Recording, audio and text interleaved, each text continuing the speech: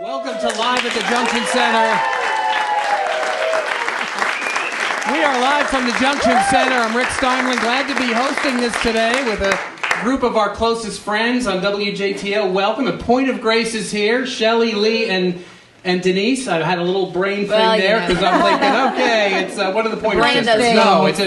Yes. Girls, welcome. Thank you. Glad to be here. Well, our audience here is made up of invited guests and folks who won their way in. We have questions here that came from them, and so we're not going to be able to get to all of them, but we're going to get to as many as we can. Right. This first one has come up from a lot of folks. This was like the most popular one, and take some time, and it's a two-parter. I'll give you the whole thing at once and get it here. Right. The question is, what is it like juggling your role as a wife and mom with singing and being on the road, and what does that look like for you in the day-to-day?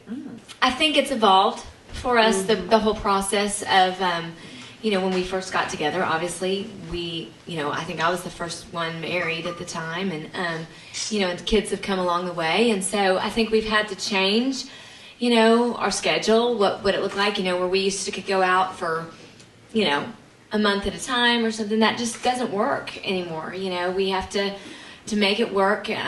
So we do long weekends.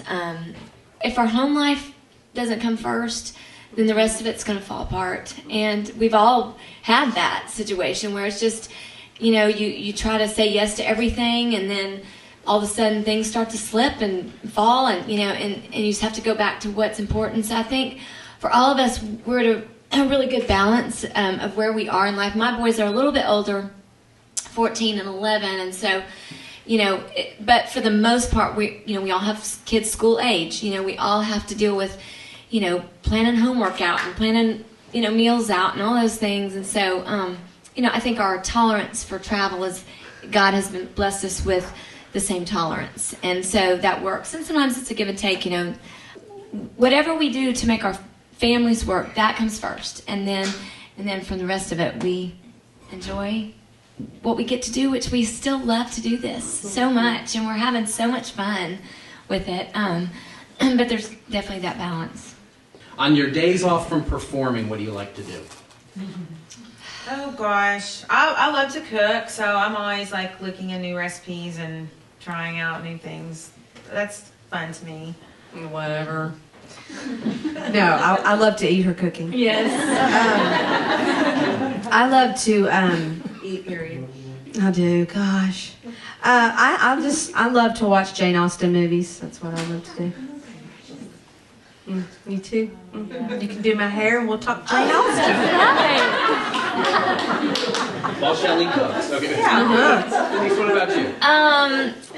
Well, they get mad at me when I say it's really about the social. It's not about exercising. But I love to go walk with my friends, or we have a little fun and fit group that comes and works out at the house, and it's just hilarious because it's fun. And so it's more about the social, and it allows me to do it with that. How did you rearrange your vocals when you went from 4-part to 3-part? That Painfully. was horrible. It was so hard. It was hard. I wanted to kill Heather because I had to sing the high part. Because Heather's here and we're all...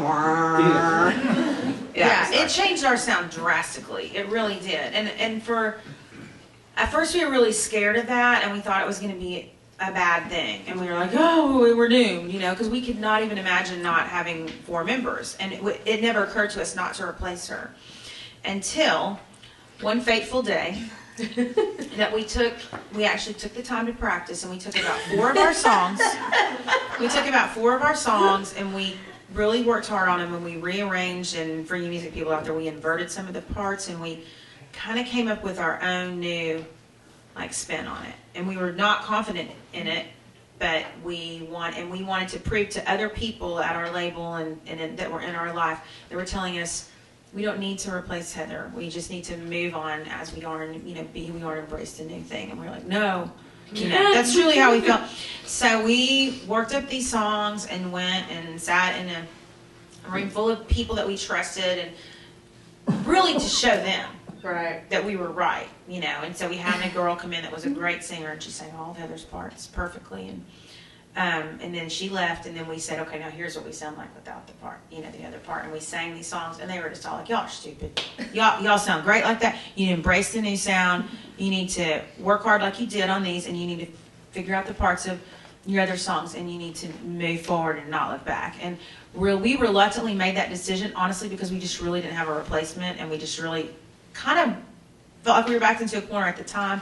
And it was such a good decision, like hindsight, now, and just, I think we would have always been trying to sound the way we were, and it's just, you take a voice like that out and it's never going to sound the same. And so it just kind of set us on a new path, and I'm so grateful for those people who said, you can do this, and you need to believe in yourselves. And we're like, okay, You gotta have those people in your life. You do, so I'm grateful for sure for that. Girls, Shelly, Denise, Lee, thank you so much for being here. Thank you. Concert's going to be great tonight. Let's give the girls one more hand. I'm going to throw it back to Phil live in the studio.